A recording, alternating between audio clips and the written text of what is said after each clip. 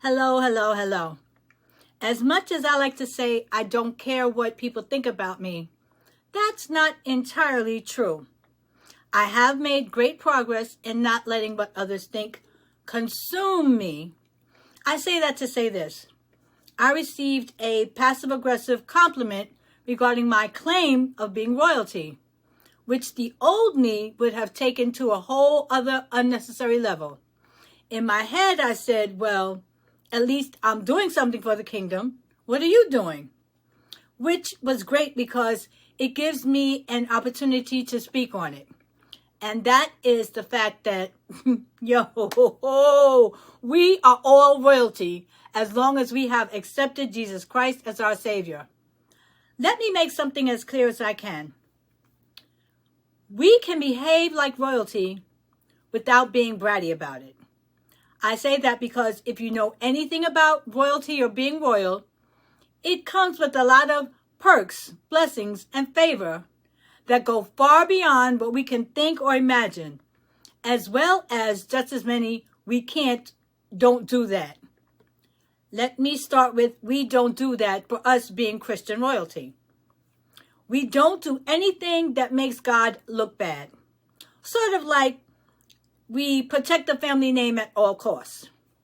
There are places we don't go because our spirit is not aligned to go just any and everywhere and then try and minister to someone who may see it as condemnation or hypocrisy. The same way our spirit is not aligned for us to just do some of any and everything the world is doing. We dress a certain way, men and women, because our spirit is not aligned for us to look like the world.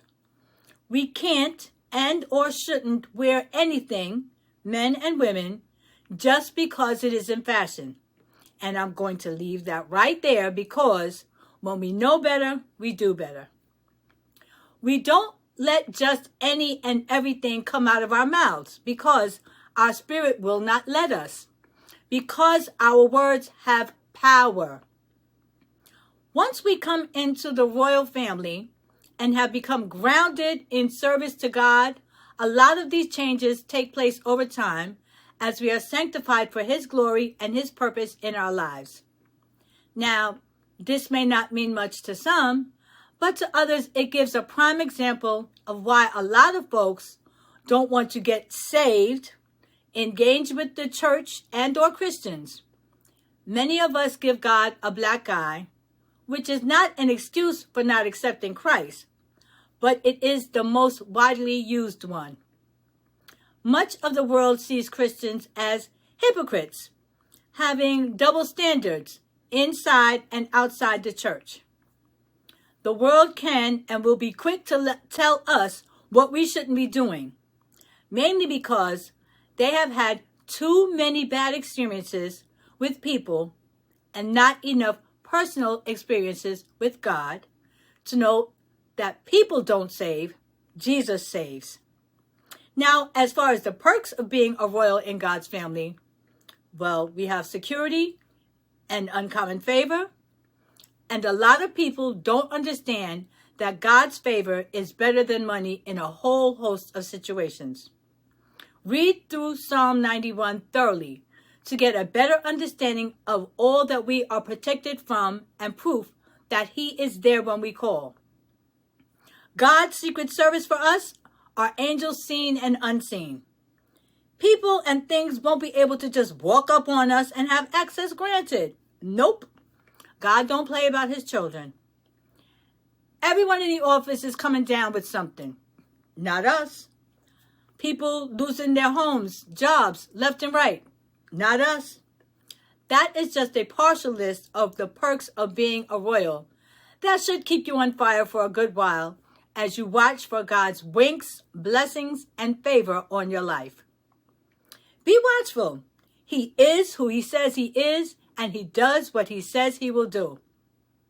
Last weekend, a lot of us were more concerned about the weather than our soul salvation.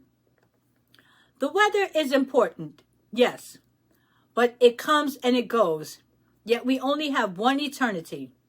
Let us prepare for it now while we have time, as tomorrow is promised to no one. For me, it is so much more important to help others prepare for eternity as I share what I have been through and learned than the weather. But that's just me. Let us remember to daily give God thanks for waking us up and giving us another opportunity to show the world that life with Him right here, right now, is what we need to keep us during the turmoil that the rest of the world is going through. Keep smiling. Keep helping others. Keep forgiving. Keep giving grace. And please keep spreading the good news that Jesus saves and He is coming back soon. Thank you for your time today. May God continue to bless your life.